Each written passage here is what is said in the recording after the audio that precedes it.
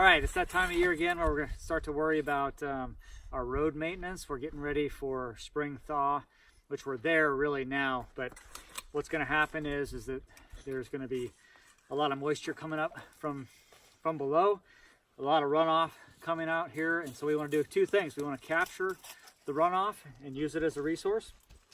And the other thing we want to do is maintain our road.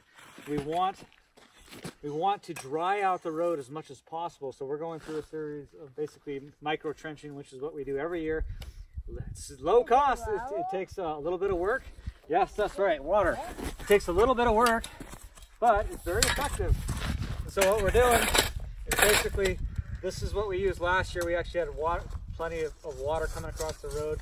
We direct it down this way into our paddocks, and it improves the area down there.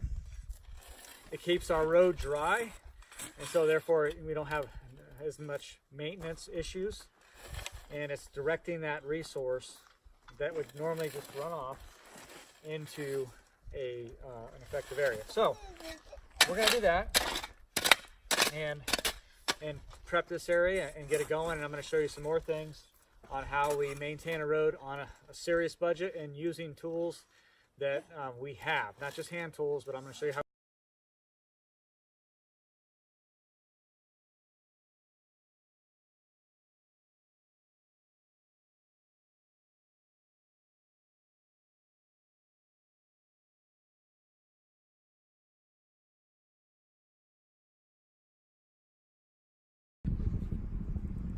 And if we can see this part of the road right here, you can see water starting to run, and because the sides are still iced up, it tends to channel it. And you can see here there's a little bit of erosion occurring. This part of the road is starting to, trench just a little bit. So what I'm going to try and do is smooth this with our truck plow. And let me show you that real quick. And so you can see the plow on the front of the truck, and I just basically take it backwards and smooth. It's not super powerful, it's not the best tool for the job, but it does work. It'll smooth it out a little bit, and then I'll do some micro trenching, and this road will dry out, and it'll require much less maintenance if we take this type of preventative measure. A lot of times people, they don't do this, and they end up with these terribly rutted roads, that require lots and lots of maintenance every couple of years. We go 4 or 5 years by doing this little bit of maintenance each year without having to put more rock down, things like that. Okay, so I'll take a picture of it afterwards as well. Okay, here's afterwards, just smoothing that out with the plow, using the plow, going backwards, smoothing out the road best we can. You can see it's starting to run already, so we're gonna have to deal with that, and that's what we're gonna do right now, is do some micro trenching. That way this road will be dried out. So let's get a closer look here. You can see it's really flowing down here, and so our goal is going to be to solve that problem again on this side as well. So I'll show you that kind of a before and after.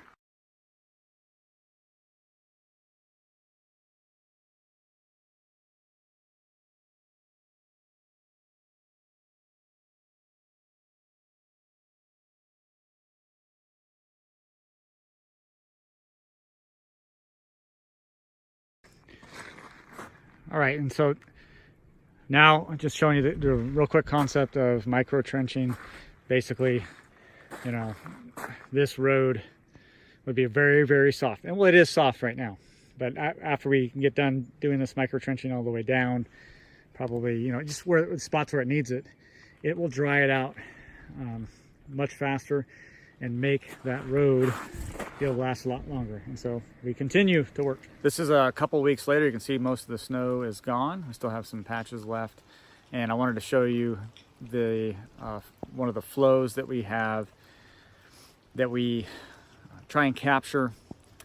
Each year we slow it down and we divert it. Okay, so I'm going to show you that here real quick.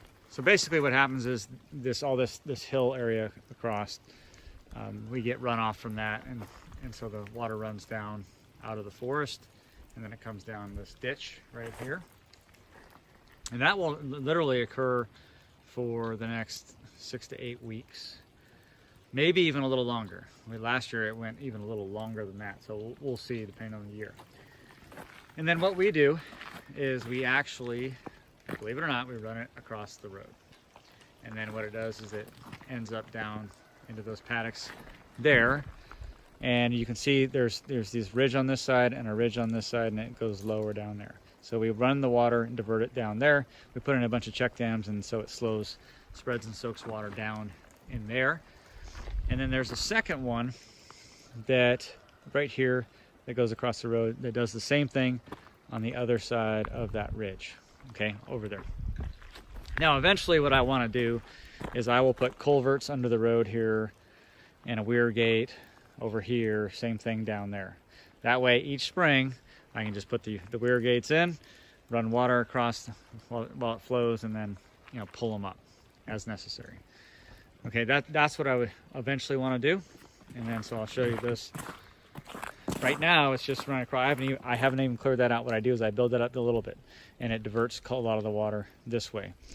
A lot of it still gets through because that little trench ends up full as well. So what it does is, I've calculated this out, is it literally pushes hundreds of thousands of gallons into these two valleys. Okay, that's a huge benefit. And then you probably can't see it too well, but right in there, there's all these, I have about 4 or 5 different check dams along the way that just slows it down a little bit, pulls it up in areas, allows it to soak in. So that's what we're doing. This is one way of taking a flow, a useful flow, and capturing it. In this case, we're diverting it and storing it. So what I'm gonna do is I'm gonna basically set that up so I can get a little bit more water coming across. I mean, that's quite a bit. There's, you know, a few gallons per minute, or a couple gallons per minute probably. I'll probably bump that up to 4 or 5 gallons per minute eventually once I clear this up. And we drive over this without problem, and it just takes a little bit of maintenance, you know, once every couple days, just kind of making sure that it's good.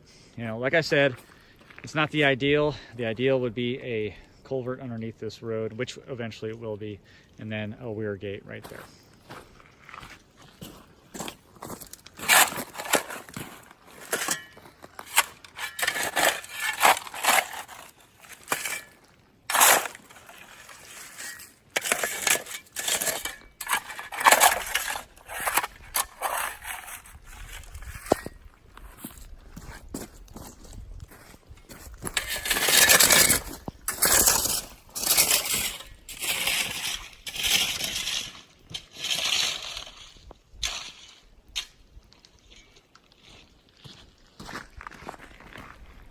All right, so we have our little weir gate all set up, and so that's, again, diverting this water across the road, and it's going to travel down there.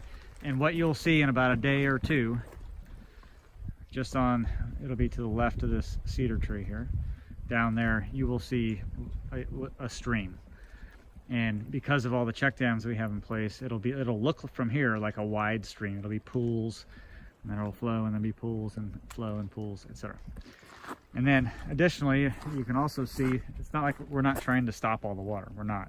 There's still a lot of water running down. And so it kind of comes down to our next one. And same thing here. We just set it up, and what I do is I kind of adjust the flow. I let some of it go and just divert some.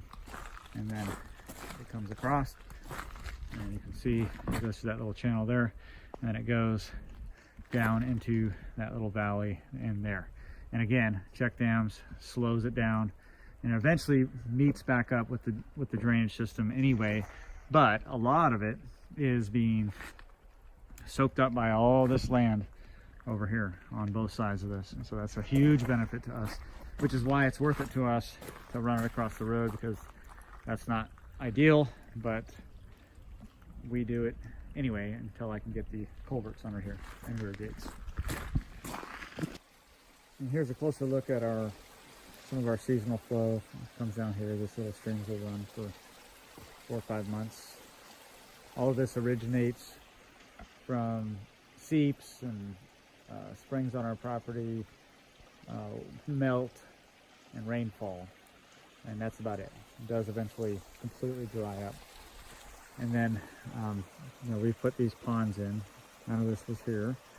You can see barely right there. Let's see. Yeah, there we go. There's a swell right there. That swell is full. And same on the other side that you can't see there.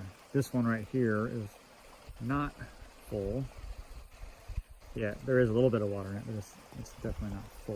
You can see that from here. But this is again one way that we capture and hold back some. I mean, it's really nothing when you think about all of the water that flows through here. What we're holding back is very little in the big scheme of things, but it greatly impacts and benefits our homestead. So it's just, again, one way we capture these useful flows. And the last thing I'll show you today is basically our rainwater catchment systems are all back up and running and capturing. So we should have full tanks here pretty soon, and then in the next week or two, I'm going to be trimming this Oregon grape down, and we're going to put in another tank here right behind it and connecting those, and that will double our capacity, at least right here.